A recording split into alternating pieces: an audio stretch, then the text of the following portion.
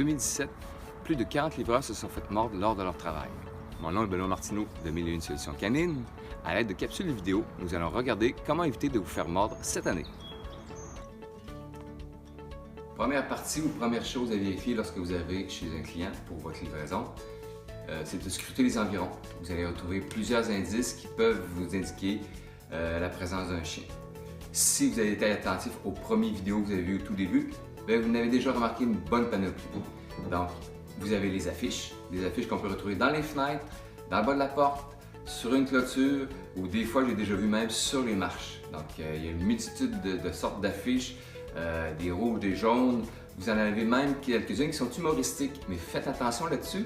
Ça ne veut pas dire que c'est un petit chihuahua, même si c'est ça qui est sur l'affiche, qui se retrouve de l'autre côté de la porte. Donc, prenez toujours garde lorsque vous voyez ces indices-là. Deuxième chose que vous avez pu remarquer sur la vidéo, c'est les nombreux jouets qui sont présents. C'est certain que ce n'est pas dans tous les cas qu'il va y avoir autant de jouets que ça, mais ils vont souvent en mettre quelques-uns pour que le chien se désennuie, pour l'éviter qu'il jappe lorsque les gens passent. Les jouets, ce qui est étonnant, c'est que ça peut ressembler beaucoup à des jouets d'enfants aussi. Mais les couleurs devront plus vives, l'utilisation devrait être un peu plus bizarre. Vous allez voir, les jouets sont mochés. Vous pouvez avoir des balles, des grosses balles rouges, vous pouvez avoir des frisbees, vous pouvez avoir des os en caoutchouc de différentes couleurs, vous pouvez avoir des cordes à togger. C'est vraiment des cordes tressées multicolores. Donc c'est une panoplie de jouets qui vont être dispersés un petit peu partout sur le gazon.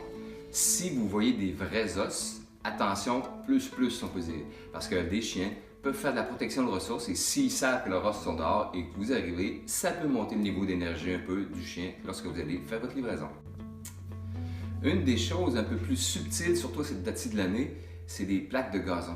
Souvent, si les gens attachent leur chien en avant, vous allez retrouver des plaques de gazon brûlées que j'appelle, c'est vraiment des cercles jaunes que le gazon est complètement brûlé à cet endroit-là.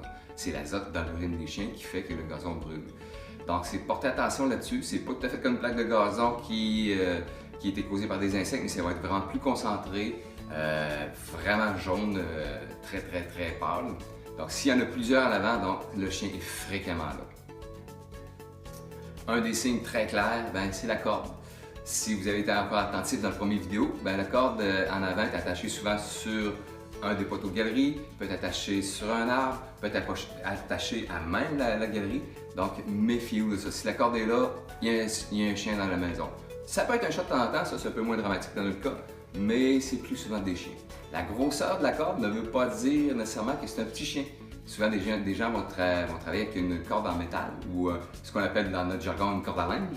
Donc, c'est un petit fil de couleur que tout le monde connaît, mais ça ne veut pas dire que le chien qui est attaché au bout n'est pas assez massif. Encore là, avec ma capsule vidéo, si vous avez été attentif, combien de chiens avez-vous entendu? 1, 2, 3 chiens? Les jappements des chiens, ça va être un bon indice aussi sur la réaction du chien. On verra ça un petit peu plus tard dans l'autre capsule. Mais les jappements, si vous entendez des jappements rough, lents, répétitifs, c'est un chien qui est plus probablement enjoué, qui avertit, plutôt qu'un chien qui va japper rapidement avec des grognements à l'arrière. Ça, c'est un indice d'un chien beaucoup plus agressif.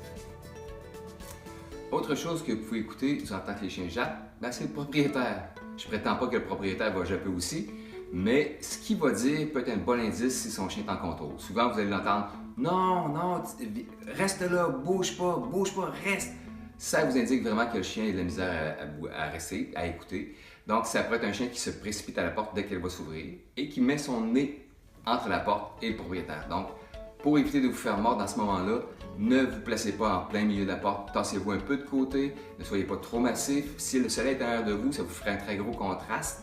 Donc, en étant moins présent devant la porte, ça devrait être moins menaçant pour le chien. Si son museau derrière est entre la porte et le propriétaire, ne mettez pas votre main pour qu'il puisse vous sentir. Vous n'êtes pas là pour faire copain avec le chien, vous n'avez pas le temps de toute façon. Donc, tassez-vous un peu, restez à l'abri. Si malgré tout, le propriétaire laisse sortir son chien, et pour au bonheur, c'est un petit chien de petit format. Je ne donnerai pas de race parce qu'on ne peut pas généraliser à cause d'une race, mais souvent les plus petits chiens, ils n'ont pas l'air impressionnants comme ça, mais il faut se méfier lorsque vous repartez. C'est souvent la tendance à le livreur part, le chien arrive en arrière, vous mord les mollets, vous mord les pieds. Par expérience personnelle, ça m'est arrivé plusieurs fois, puis même si c'est petit, ça peut laisser des belles marques sur votre mollet ou sur votre pied si vous n'avez pas des bottes. Donc, faites attention au départ.